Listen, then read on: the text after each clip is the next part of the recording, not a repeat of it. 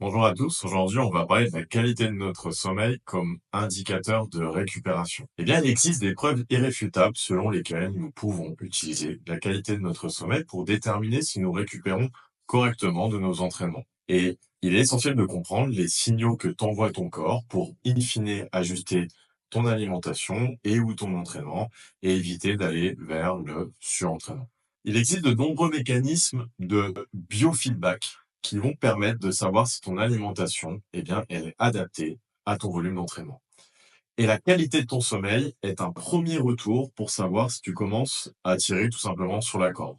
Et donc, nous allons explorer dans cette vidéo le lien qu'il y a entre l'entraînement, la nutrition et le sommeil grâce à une hormone que tu as sans doute entendu parler qui s'appelle le cortisol.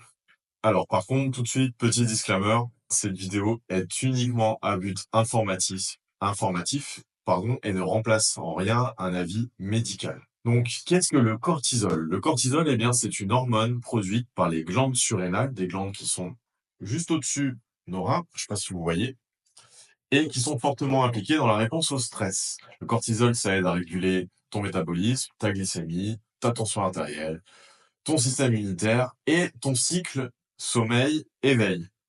Et en ce qui concerne le sommeil, eh bien, le cortisol peut être considéré comme une hormone du réveil.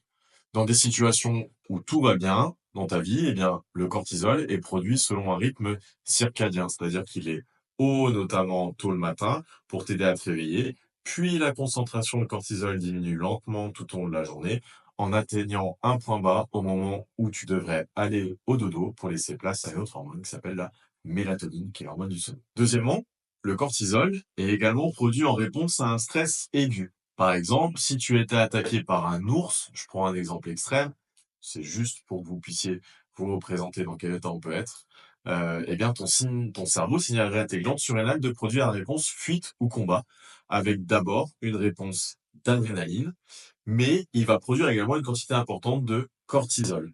Le problème, c'est que notre corps et notre cerveau, eh bien, n'ont pas appris à faire la distinction entre les stress graves, potentiellement mortels, et le stress quotidien, donc les factures, les enfants, le travail, etc.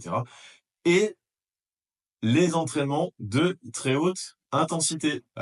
Bonjour le CrossFit par exemple. En raison de ces pics fréquents de cortisol dus au stress quotidien et à tes séances d'entraînement bien corsées, eh bien le cycle sur une journée du cortisol peut se dérégler et avoir un impact sur ton sommeil. Car pour que la mélatonine augmente, donc l'hormone du sommeil, je le répète, eh bien il faut que ton cortisol soit bas.